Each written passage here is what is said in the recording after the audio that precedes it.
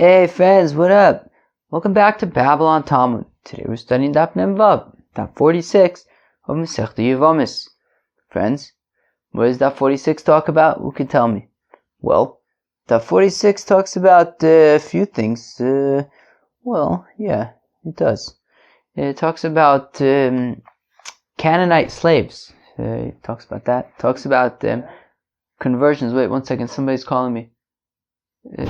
Wait, I don't know, somebody called me. Somebody made some kind of noise. I don't know. Somebody made a noise. What do you want me to tell you? What should I do about it?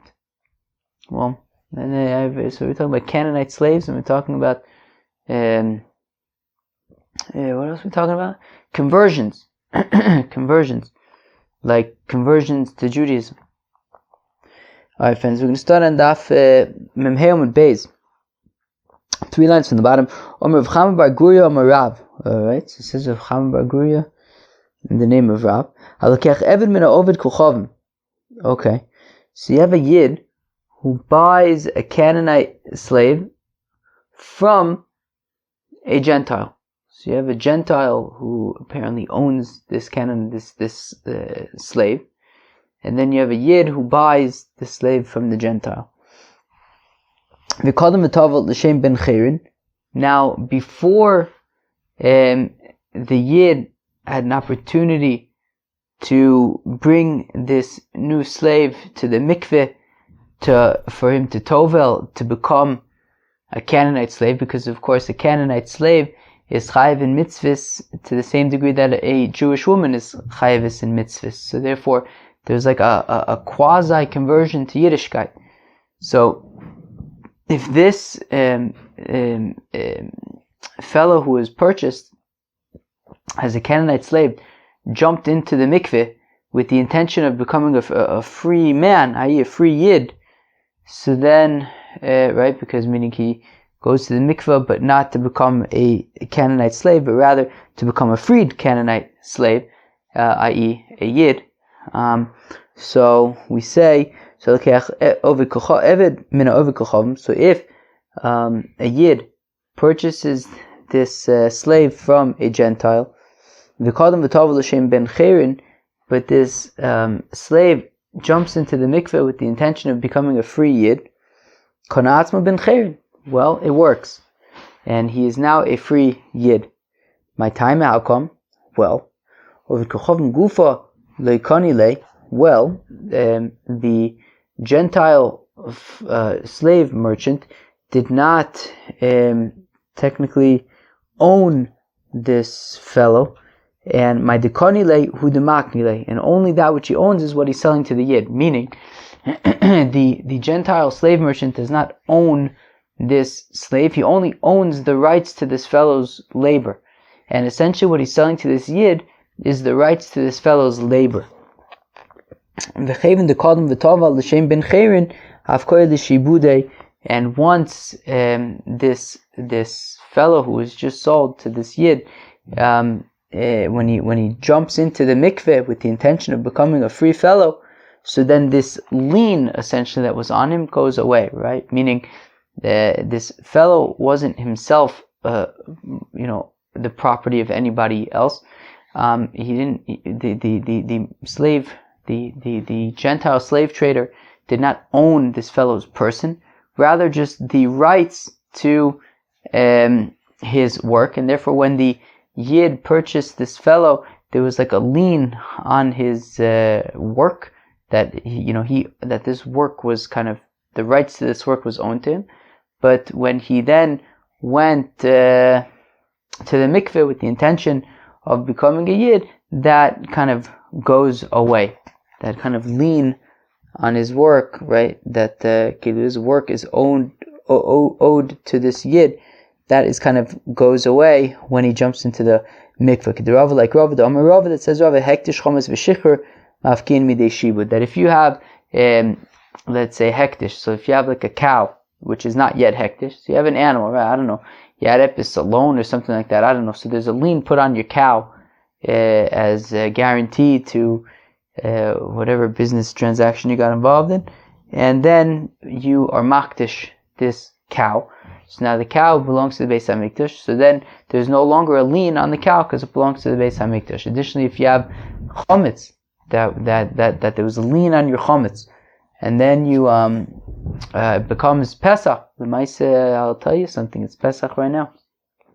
So then it becomes Pesach.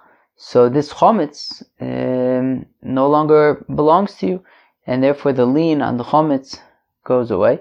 And finally, if you have a slave that there was a lien on the slave because of some business transaction, and the slave is freed, so again the lien on the slave goes away. So we see that when there's a lien on a slave, so then that lien, and the slave goes free, that lien can go away.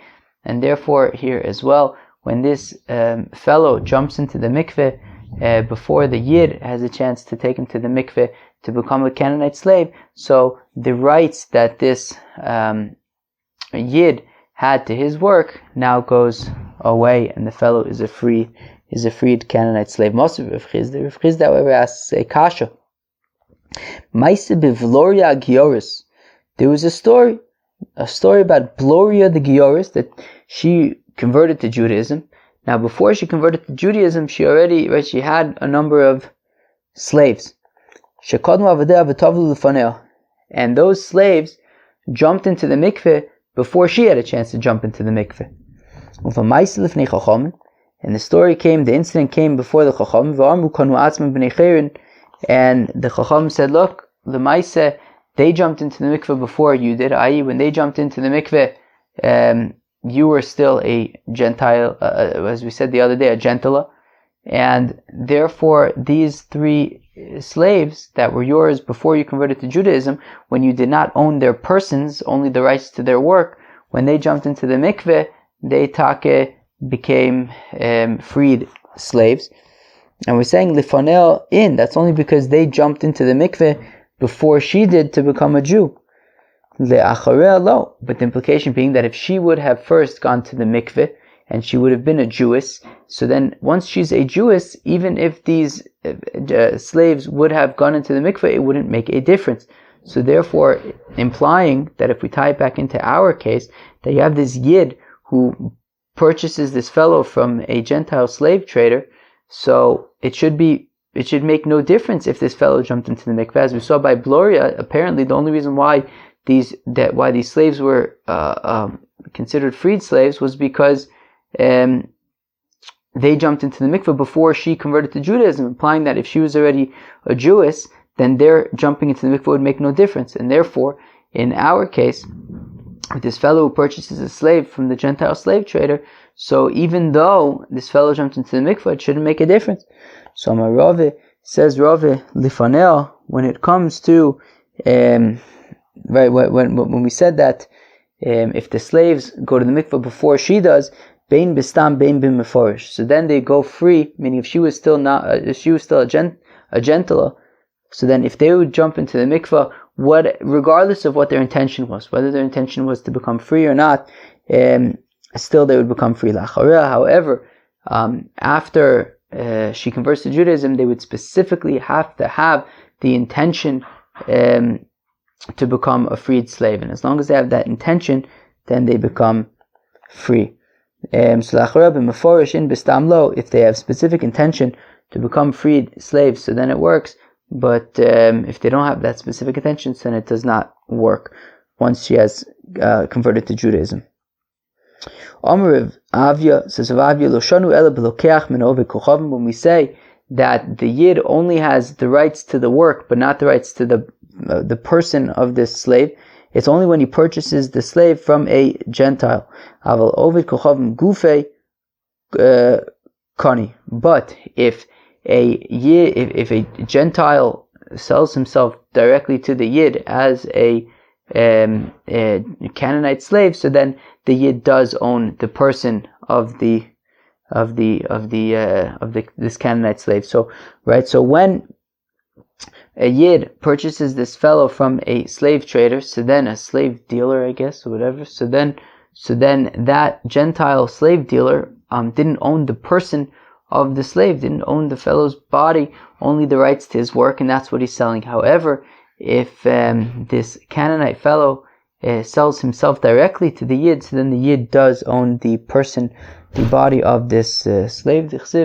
As the Posik says, V'gam ibnei atoshavim hagorim imchem mehem tiknu. That also from these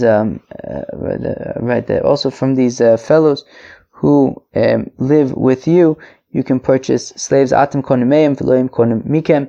You can purchase from them, like themselves, their bodies. V'lohim konim mikem, but they cannot buy from you. V'lohim konim zemizeh, and if they purchase from one another, they don't actually own the fellow. V'lohim konim mikem l'mai. What do you mean that they cannot purchase you? If it means that they cannot even purchase the rights to your work, is that really true? Wow, there's a lot of activity with that front door. Very stark. So, is that really true? Right? If we say that an Ovid Kochavim, a Gentile, is unable to purchase the work, right, the rights to the work of a Yid, is that really true?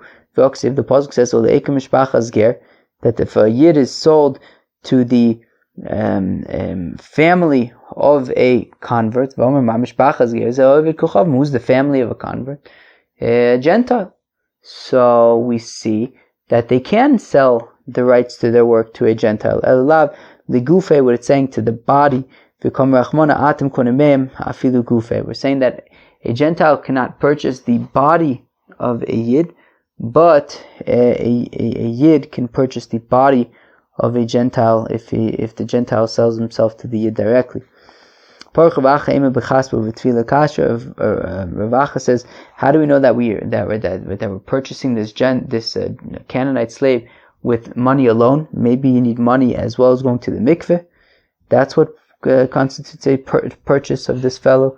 Kasha, we don't have the answer. Alright, let's go weiter. Says Shmuel that when you have this fellow is becoming a Canaanite slave. He was a Gentile, now he's becoming a Canaanite slave. He's like a quasi-Jew. He's chayiv and mitzvahs to the same degree as a Jewish woman is. You have to when you take him to the mikvah, you have to kind of enslave him while he's in the mikvah, because as we just said, right, if he goes to the mikvah with the intention of becoming a free fellow, then maybe he'll actually be a free fellow. So we have to kind of indicate while he is going to the mikveh that he's not a free fellow. That, for example, Minyamin, the slave of Rav Ashi, Balat Bule, so Rav Ashi wanted to bring Minyamin to the mikveh so that he will go to the mikveh to become his Canaanite slave. And he gave so Rav Ashi sent Minyamin with Ravina Levacha B'derava. So he sent Minyamin with Ravina and Levacha B'derava. Omalu, and Rav Ashi says to them, Chazu diminaichu kaboisle, and he said to them, look, you guys are on the line. If it turns out that he goes to the mikveh with the intention of becoming a free slave, right, an Eved Meshuchar, a freed Canaanite slave, and then I no longer have the rights to him, so then I'm gonna exact payment from you two fellows. So Ramulei Arvisa b'tzavari, so they put a leash around his neck. Arfulei v'tzimtzimulei, they made the leash loose, but then they also made it tight. Arfulei ki'echiz lo levi chatzitza, they made the leash loose so that it shouldn't be a separation, so that water should be able to get through. Tzimtzimulei, but then they tightened the leash. Ki'echiz lo likdim v'lema, to make it clear who's boss, so that he shouldn't say Luhu to them, L'shem ben chorin ani tovel, that he shouldn't say that he shouldn't claim that he's going to the mikveh to be a freed fellow. So by sort of tying a leash around his neck and making it tight, it's pretty clear that he's not a free fellow. And then when he came out of the water, they immediately put a pail of cement on his head. Go to your master. Alright, they were pretty clear that he was not a free fellow. Okay. Omer Papa Lirove, this is Papa Tirove Chozimar. Hani Deve Papa Bar Abba. Did you see these fellows from the house of Papa Bar Abba? Diave Zuze Leinshe Lechargayu Mishayv de Behu. That apparently Papa Bar Abba, the family of Papa Bar Abba, they were very wealthy. And then there was like a certain tax that everybody would have to pay every year. Now, if you couldn't pay that tax, you're in big trouble. So the family of Papa Bar Abba, they would pay the tax for certain individuals. The individuals we're talking about right now are specifically Gentiles. And by paying the tax for them, they shtickle purchased these individuals and they had to kind of pay off their debt. So so when they go free, these Gentiles, do they need a documenting that they are now free? Okay. To which Rave says to her papa, wow, if I would have died right now, I would never have taught you this halacha. Kilu, wow, it's crazy that, I'm thrilled that you asked me this question, because if I would die right now, then I would never have taught you this halacha. I'm sorry, where am I? I would never have told you this. This is what Rav Sheshes says about it. That the seal of bondage for these fellows who are unable to afford the tax, the seal of bondage rests in the chest of the king. And the king says, that whoever is unable to pay for their tax becomes enslaved to people who pay their tax for them, i.e., what Rava is saying, is quoting from Rav Sheshes, is that yes, these people who are unable to afford the tax, they actually become enslaved to the house of Papa Bar Abba, and they need a document when they go free. Reb Chia Bar Abba ikla legavla. Reb Chia Bar Abba, he visited a place called Gavla. Alright. And he noticed that in this place called Gavla, there were Jewish girls who became pregnant from converts who did bris milah, but they did not go to the mikveh. Alright. And we're going to see a machlokas later on about what exactly constitutes conversion to Judaism. Is milah alone enough? Is mikveh alone enough? Do you need both?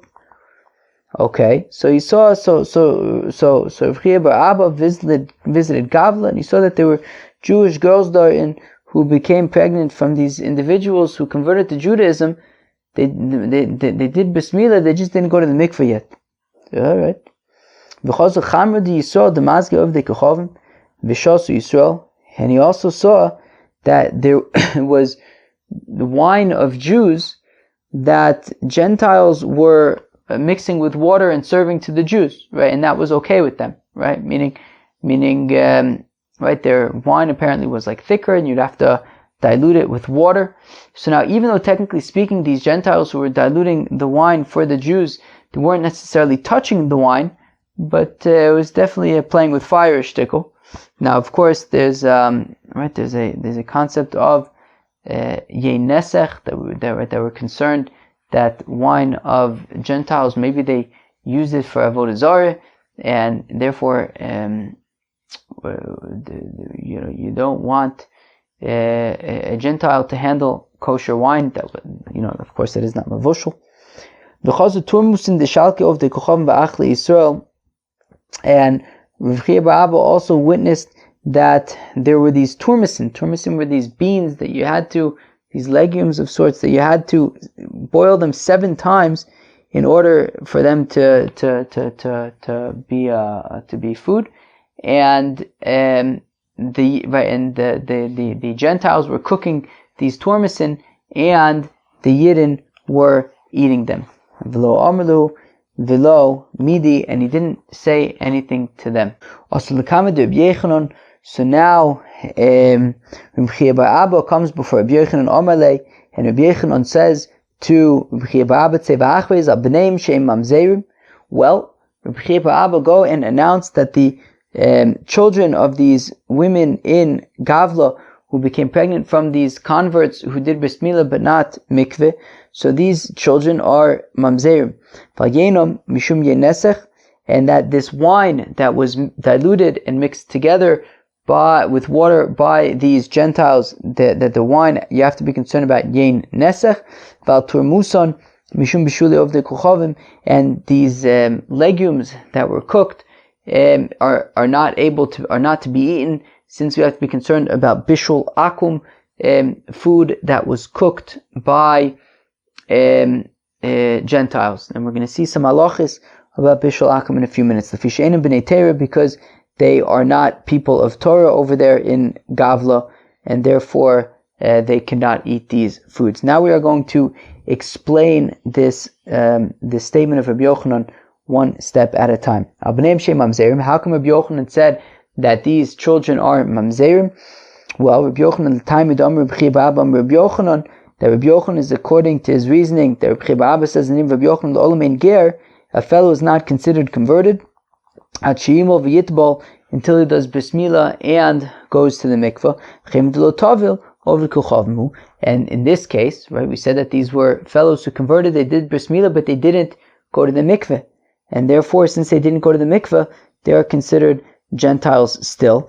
And Rabbi bar Chana had said the name of Rabbi Yochanan, Eved Oved Kochavim, Ve'eved Haba Bas Yisrael. Right, we learned this yesterday, that according to Rabbi Yochanan, a Gentile or a servant or a slave, Haba Bas Yisrael, who sleeps with a Jewish girl, Havlad Mamzer, the child is a Mamzer. So that is why Rabbi Yochanan announced that these women became pregnant from these fellows who didn't fully convert.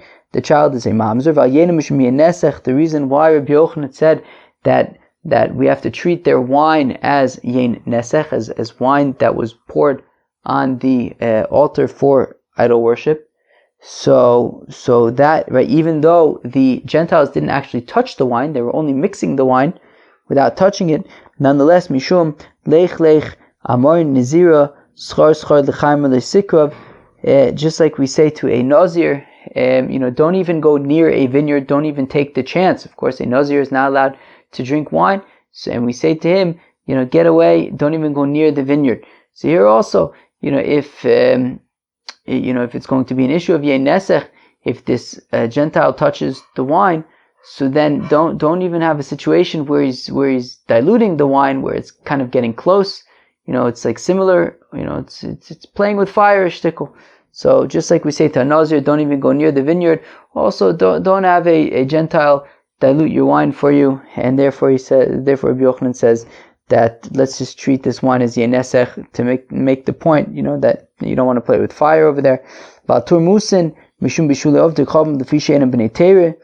And Rabbi Yochanan had said that announce about these legumes that were cooked 7 times in order for them to be eaten, that it's an issue of bishul akum, and he says lefi she'enim b'nei Torah, because the people in Gavla are not very particularly learned. B'nei Torah shari, but what if they were learned? Then they would be allowed to eat these turmusin that were cooked by these Gentiles. That says Rav Shmuel bar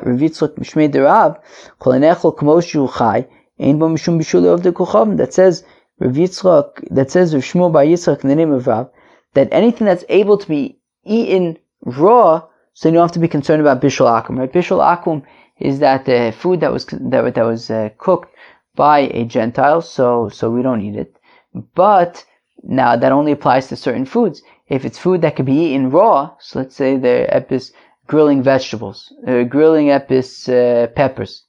Friends, the peppers in Eretz Yisrael are delicious. I often say the internet in Eretz Yisrael is not good, but the peiros of Eretz Yisrael are geschmack. Now, anyways, so for example, if you take a red pepper, so red pepper you can eat it raw. So if epis a Gentile cooks a red pepper for you, so it's okay. Right, but v'aturmis eno nechol k'mo shu chai. But a turmis, nonetheless, that's something you have to cook 7 times in order for it to be or in order for it to be edible. I think then it was eaten as like a dessert. It was like very geschmack. Anyways, this turmus needs to be cooked. So how come Rabbi Yochanan is saying that they're not allowed to eat this turmus because they're not particularly learned, implying that if they were learned, they'd be allowed to eat it? How could they eat it? This is something that's not eaten raw. Rabbi Yochanan kiduch l'shnus. Well, Rabbi Yochanan was assuming like the other statement, Amar Rav Shmuel by Rav Yitzchak Mishmei Derav, called she'ein ola al shulchan melachim lechol bo sapas ein bo mishum bishulei ovdei kochavim.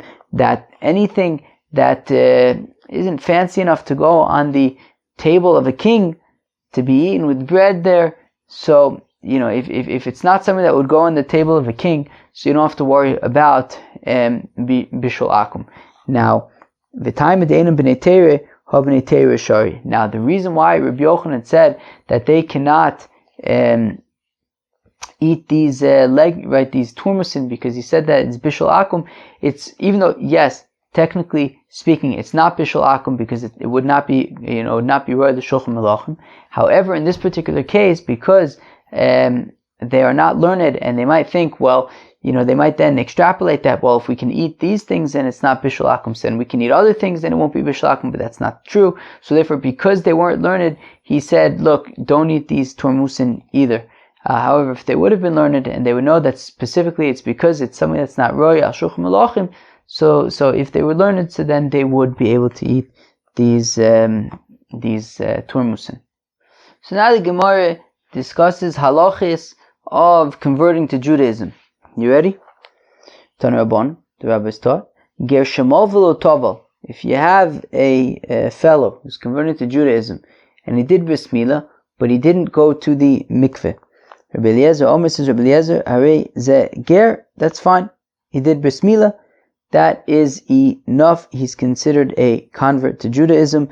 Shekein matzinu ba'avosenu shemal v'lo tovlu, because we see that our forefathers, before Matan Torah, they did bris milah, but they did not go to the mikveh. Tovel v'lo mal. What if he only went to the mikveh but did not yet do bris milah? Rabbi Yoshua Omer hare ze ger. Rabbi Yoshua says, nonetheless, he is a convert. Shekein matzinu bi'imos shetovlu v'lo malu, because we find that by our foremothers, that's the thing, right? Foremothers. Okay. That before Matan Torah, they went to the mikveh, but of course they did not do bris milah.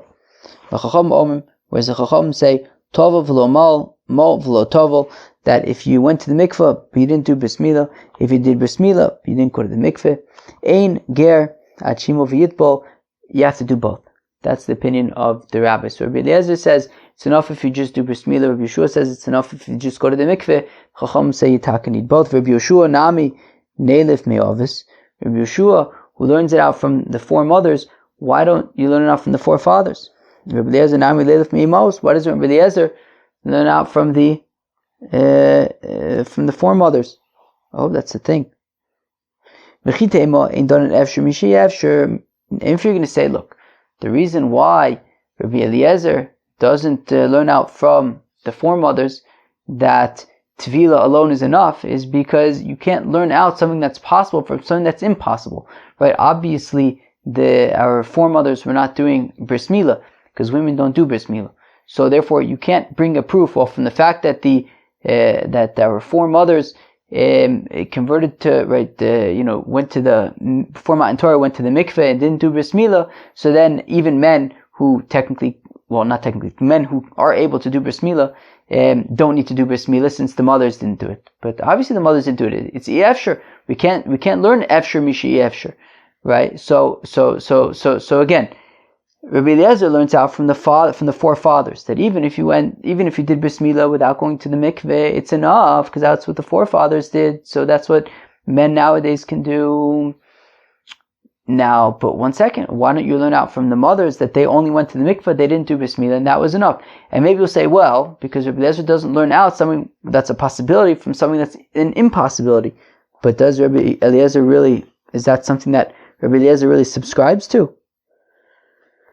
Well, you can't learn out men who are able to do bris milah from women who are unable to do bris milah. But we talk to learn in a brisa. Rabbi Eliezer, says Rabbi Eliezer, Minayin the Pesach Doris She'ein Ba Ela Min Achulin. That says Rabbi Eliezer, how do I know that the Korban Pesach in future generations must come from Chulin? It cannot come from Meiser Sheni. You can't use Meiser Sheni to purchase money of Meiser Sheni to purchase a Korban Pesach. So Nemer Pesach b'Mitzrayim, Nemer Pesach b'Doris. So says Rabbi Eliezer, well, it says Pesach, Korban Pesach in Egypt, and it says Korban Pesach in future generations. So just like the Korban Pesach in Egypt only came from Chulin, it did not come from Meiser Sheni, because there was no Meiser Sheni yet. The Torah wasn't given. So then also, just like in Egypt, the Korban Pesach did not come from Meiser Sheni, so also in future generations, the Korban Pesach does not come from Meiser Sheni. To which Rabbi Akiva says to Rabbi Eliezer, he says, 1 second, but how could you learn out future generations from Mitzrayim? Obviously, Mitzrayim, the Korban Pesach cannot come from Meiser Sheni. There was no Meiser Sheni yet at that time. The Torah was not given. So how can you learn out that to future generations where there is Meiser Sheni? So, to which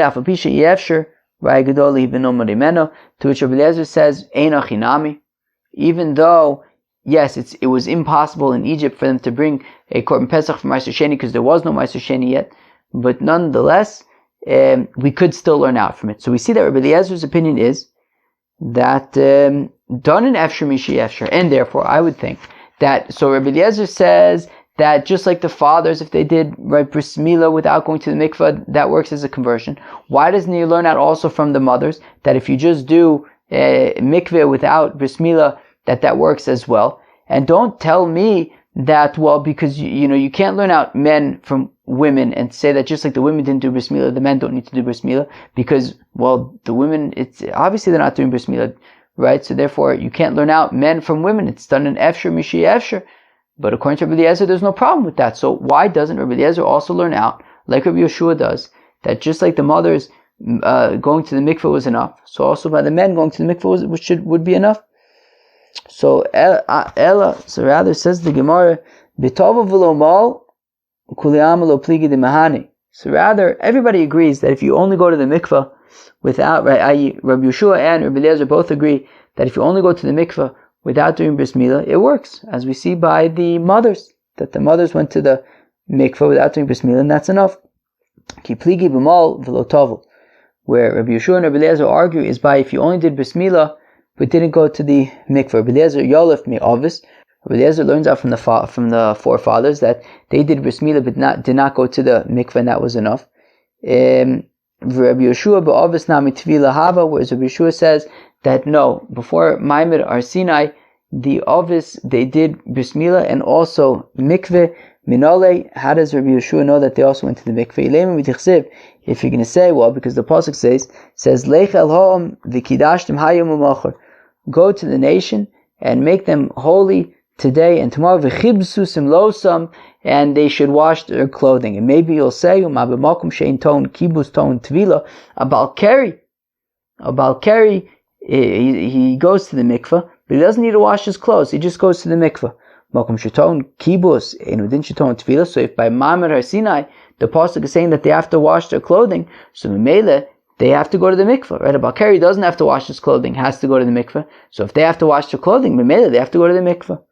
But v'dum accused ba'amo, but that's not really such a good proof, because maybe by Ma'amad Har Sinai it has nothing to do with tumah and tara. The Eibishter was saying wash your clothes just out of to be clean from Ma'amad Har Sinai, for Kabbalah Satorah, but not necessarily a halacha about tumah and tara.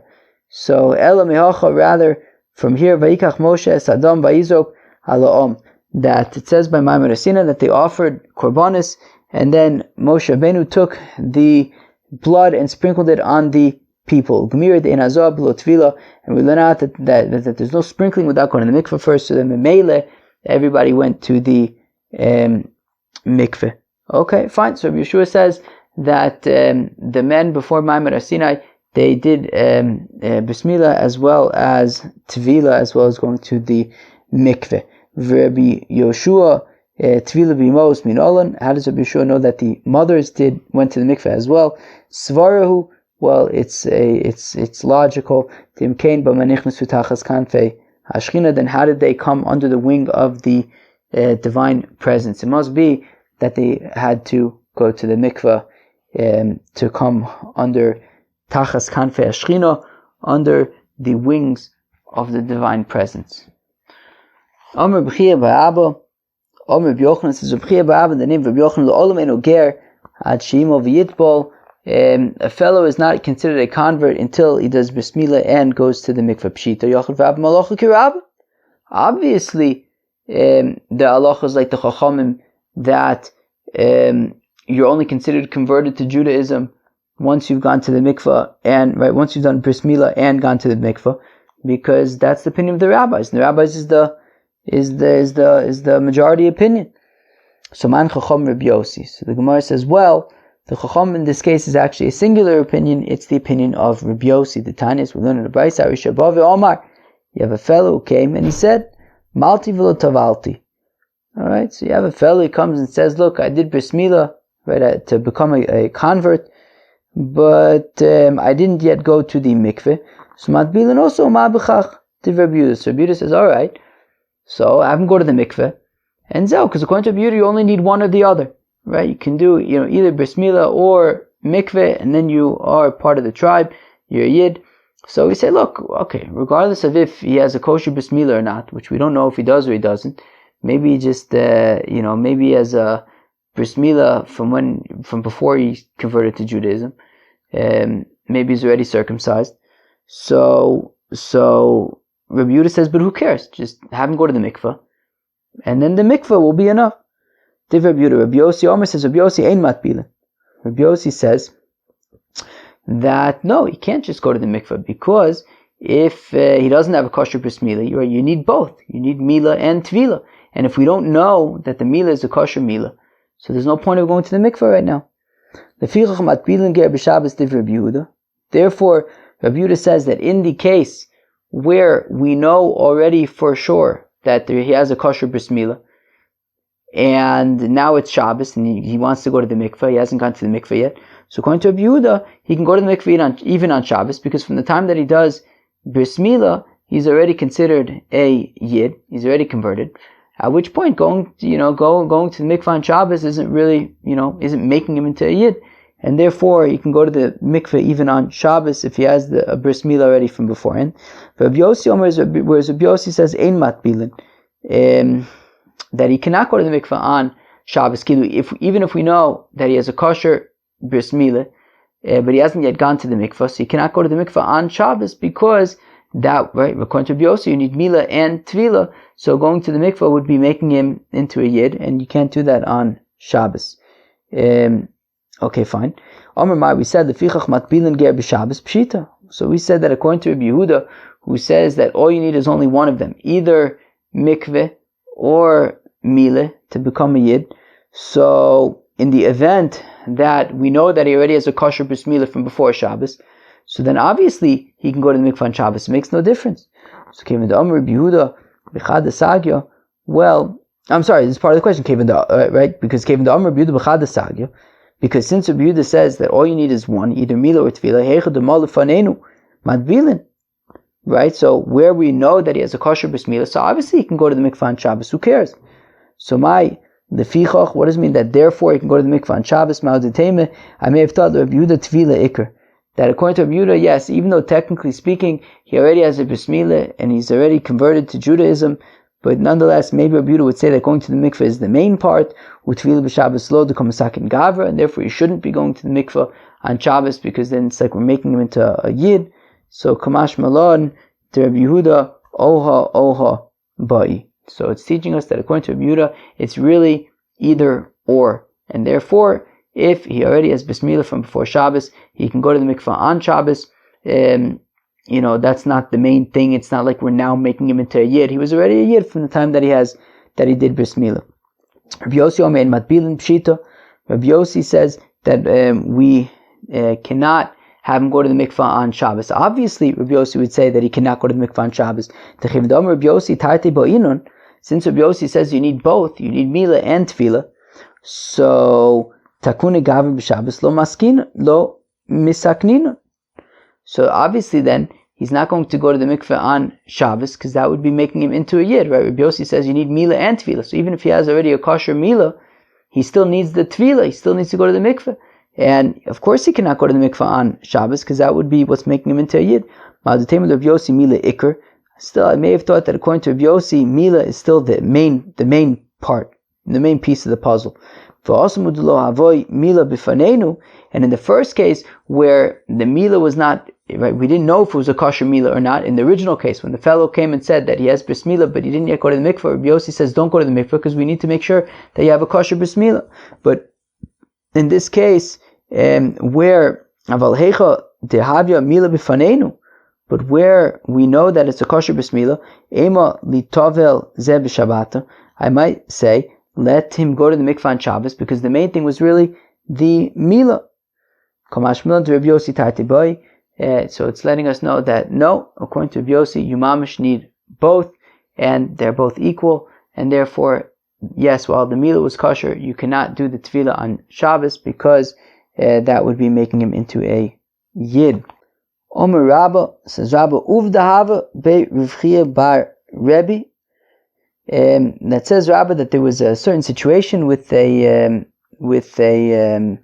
convert involving Reb Chia bar Rebbe, Reb Yosef Masni, Reb Hoshaya Bribi. Reb Yosef says that it was Reb Chia bar Rebbe as well as Reb Hoshaya Bribi.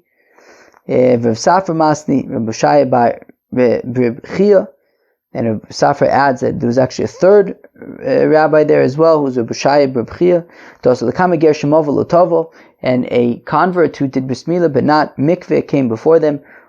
Amrule, they said to him, Shehikan ad l'machar, come back tomorrow, v'nat belinoch, and we'll have you go to the mikveh. Shmamina tlos, we learn out three things from this incident. Shmamina get tzorach shlosha, we learn out that a convert needs a bezdin of three, because we saw that ultimately there were three rabbis here. Shmamina enu gerat shimo v'yitbo, we learn out that doing Mila is not enough, you also have to go to the mikveh. Shmamina enu mabilin ger balayla, and we also learn out that the convert does not go to the mikveh at night, as they said, come back the next day. And let us also suggest that maybe not just any three people to sit on the bezdin, they all have to be experts, like the Amoraim mentioned here. Maybe it just happened to be that all these Amoraim were there, but maybe it's not necessary that they have to be great sages. Says Rabbi Yochanan that a convert needs a bezdin of three because it says mishpat in the context of a ger. Alright, so therefore a judgment is with three. Alright, friends, well, that was up in Masechta Yevamos. I think we learned a lot of interesting stuff on that daf. We learned things about the Eved Kananis, about how they sort of become Eved Kananis, and we learned about converts, how people convert to Judaism. We saw three machlokas between Rabbi Yeshua, Rabbi Eliezer, and the Chachamim.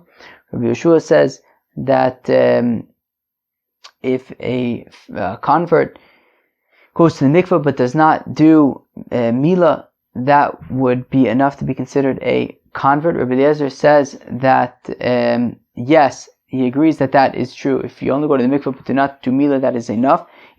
But if you do Mila, you also have to go to the mikveh. And Rabbi Eliezer says that Mila, yes, going to the mikveh is enough, but also Mila alone is enough. Whereas Rabbi Yeshua says no, you would have to, Mila would not be enough. You would also have to go to the mikveh. The Chacham say whether you have to do Mila and Tvila. One of them is not enough.